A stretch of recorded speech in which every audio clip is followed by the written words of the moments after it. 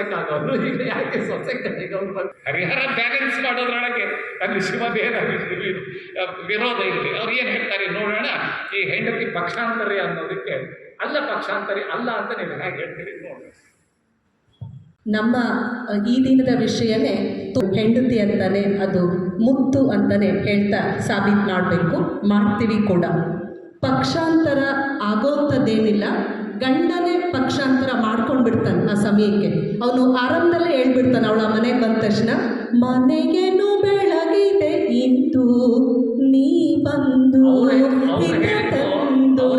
ಗಂಡನ ಪಕ್ಷಾಂತರಿ ಮಾಡಿಸ್ತಾಳೆ ಅಂತ ಹೇಳಿದ್ದು. ನಾನೇ ಹೇಳ್ತಾ ಇದ್ದೀನಿ ಸರಿ. ಅವನೇ ಮಾಡ್ಕೊಂಡು ಬಿಡ್ತಾನೆ. ಪಕ್ಷಾಂತರ ಅಂದ್ರೇನು, ತನ್ನಂತೆ ಮಾಡ್ಕೊಳ್ತಾನೆ ಅದನ್ನು. ಸೊ ಹೆಂಡತಿನೇ ಮುಖ್ಯ ಅಂತ ಅವನು ಹೇಳೋದ್ರ ಮೂಲಕನೇ ಮನೆಯ ಮುತ್ತೆ ಮುಖ್ಯ ಅಂತ ನಾನು ಕೂಡ ಹೇಳ್ತೀನಿ. ಬೆಳಕು ಕೂಡ ಅವಳೇ ಅಂತಾನೆ ಪ್ರತಿ ಸಂದರ್ಭಕ್ಕೆ. ಈಗ ನಾವು ತಂದೆ ತಾಯಿಯನ್ನು ಒಂದು ಹೆಣ್ಣು ಬಿಟ್ಟು ಬಂದ ಮೇಲೆ ಗಂಡನೇ ಅವಳಿಗೆ ಎಲ್ಲದೂ ಸರ್ವಸ್ವ. ಈಗ ಅಲ್ಲಿಂದನೇ ಅವಳ ಬದುಕನ್ನು ನಾವು ಮಾತಾಡ್ಬೇಕು. ಯಾಕಂದರೆ ಆ ಮನೆ ಬೆಳಕು ಅಂದಮೇಲೆ ಗಂಡನ ಮನೆಗೆ ಬಂದಾಗಲೇ ಬೆಳಕು. ತವ್ರ ಮನೆಯಲ್ಲಿ ಬರೋದಿಲ್ಲ, ಅದು ಬೇರೆನೇ ಅರ್ಥಗಳು ಪಡ್ಕೊಳ್ಳೋದು. ಗಂಡನ ಮನೆಗೆ ಬೆಳಕಾಗಿ ಅವಳು ಬಂದ ಮೇಲೆ ಅವನು ಪ್ರತಿ ಸಂದರ್ಭಕ್ಕೂ ಹೇಳ್ತಾನೆ, ಏಕಾಂಗಿಯಾಗಿರಲು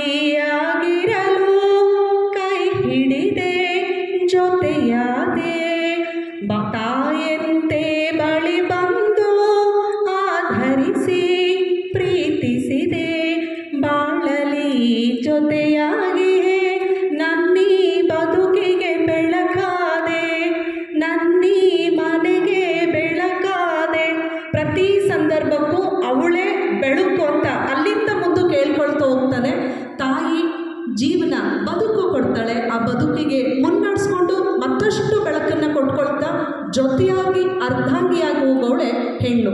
ಅದಕ್ಕೆ ನಾವು ಆ ಮುತ್ತನ್ನೇ ಪ್ರಥಮ ಪ್ರಾಶಸ್ತ್ಯದಲ್ಲಿ ಕೊಡ್ತಾ ಹೋಗ್ತೀವಿ. ಈಗ ಪುರಾಣಗಳ ಮೂಲಕ, ತ್ರಿಮೂರ್ತಿಗಳ ಕಲ್ಪನೆ ಮೂಲಕ ಹೇಳ್ಕೊಳ್ತಾ ಹೋದರೆ ನಮ್ಮ ಅಧ್ಯಯನದಲ್ಲಿ ಶಿವ ತೊಡೆ ಮೇಲೆ ಕೂರಿಸ್ಕೊಂಡ ಮತ್ತು ಅರ್ಧಾಂಗಿ ಅನ್ನೋ ಸ್ವರೂಪ ಕೊಟ್ಟ ಅಂತ ಮಾತಾಡ್ತೀವಿ. ಬ್ರಹ್ಮ ಸರಸ್ವತಿನ ಜೊತೆಯಲ್ಲೇ ಕೂರಿಸ್ಕೊಂಡ ಸಹಧರ್ಮಿಣಿ ಅನ್ನೋ ಅರ್ಥದಲ್ಲಿ ಪೋಷಿಸ್ತಾ ಅಂತ ಹೇಳ್ತಾ ಹೋಗ್ತೀವಿ.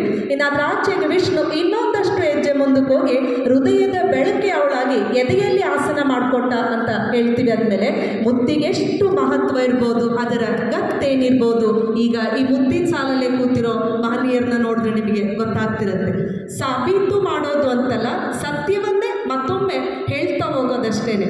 ಪ್ರತಿ ಸಂದರ್ಭಕ್ಕೂ ಕೂಡ ಗಂಡು, ಆ ಗಂಡಿನ ಮನೆ, ಅವನ ಮನಸ್ಸು ಎರಡನ್ನೂ ಬೆಳಕು ಮುತ್ತೆ. ನಿಮಗೆ ಗೊತ್ತಿದೆ, ಈ ಮುತ್ತನ್ನ ನಾವು ಕೇವಲ ಚುಂಬನದ ರೂಪದಲ್ಲಿ ಹೇಳೋ ಹಾಗಿಲ್ಲ, ಸಾಗರದ ಆಳದಲ್ಲಿ ಬೆಲೆ ಕಟ್ಟಲಾಗದೆ ಇರುತ್ತೆ. ಒಂದಿನ ಅದಕ್ಕೊಂದು ಬೆಳಕು ಬರುತ್ತೆ. ಆ ಬೆಳಕು ಬಂದಾಗ ಅದು ಇನ್ನೊಂದು ಮನೆಗೆ ಬೆಳಕಾಗುತ್ತೆ. ಹಾಗಾಗಿನೇ ಇಡೀ ಮನೆಯ ಬೆಳಕಾಗಿ ಸೊಸೆಯಾಗಿ ಬರೋಂಥವಳೆ ಮುತ್ತು ಅನ್ನೋವಂಥದ್ದು. ಆ ಮುತ್ತಿನ ಮಹತ್ವ ಎಷ್ಟು ಮಾತಲ್ಲಿ ಹೇಳಿದ್ರು ಅದು ಮುಗಿಯೋದಿಲ್ಲ. ಮುತ್ತು ಮುತ್ತೆ, ಅದೇ ಪ್ರಥಮ.